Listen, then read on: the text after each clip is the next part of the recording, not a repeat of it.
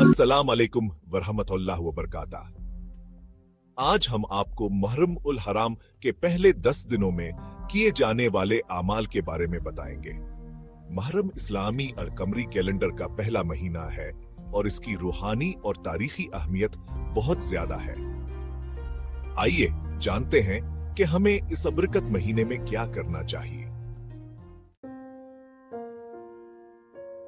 पहले दिन कुरान पाक की तिलावत करें। कुरान पाक की तिलावत हमारे दिलों को सुकून देती है और अल्लाह ताला की रहमतों और बरकतों का दरवाजा खोलती है। नए साल की दुआ पढ़ें।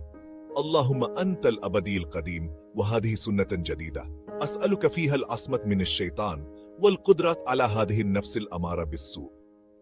नए साल की दुआ मांगने से अल्लाह ताला हमें अपनी रहमत और हिफाजत में रखते हैं। दूसरे दिन अपने आप को और अपनी जिंदगी पर गौर व फिक्र करें और अल्लाह ताला के हुजूर अपने गुनाहों की माफी मांगे। अपने गुजरे हुए साल की गलतियों से सीखें और अल्लाह ताला से उनकी बख्शिश तलब करें। या अल्लाह, मेरी तमाम खताओं को माफ फरमा और मुझे सीधे रास्ते पर चला। तीसरे दिन गरीबों और जरूरतमंदों की मदद करें।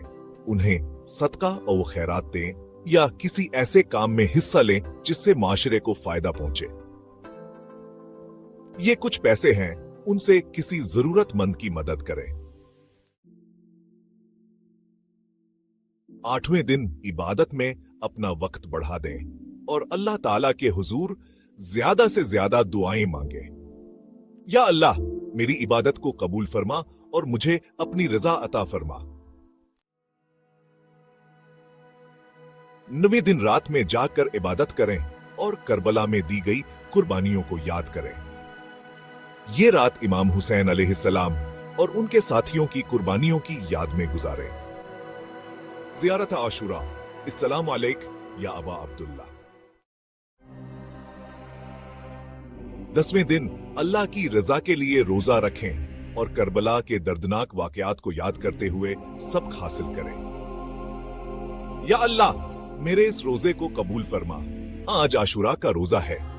हमें इमाम हुसैन अलैहिस्सलाम और उनके अहले बैत की कुर्बानियों को हमेशा याद रखना चाहिए। करबला के वाकयात हमें हमेशा हक और सच का रास्ता दिखाते हैं। सलवा जाफरिया अदा करें और दुआए आशुरा पढ़ें। या अल्लाह, मेरी दुआए आशुरा कबूल फरमा। उम्मीद है कि आपने इस वीडियो से मुहर्रम के अमाल की अहमियत को समझा होगा।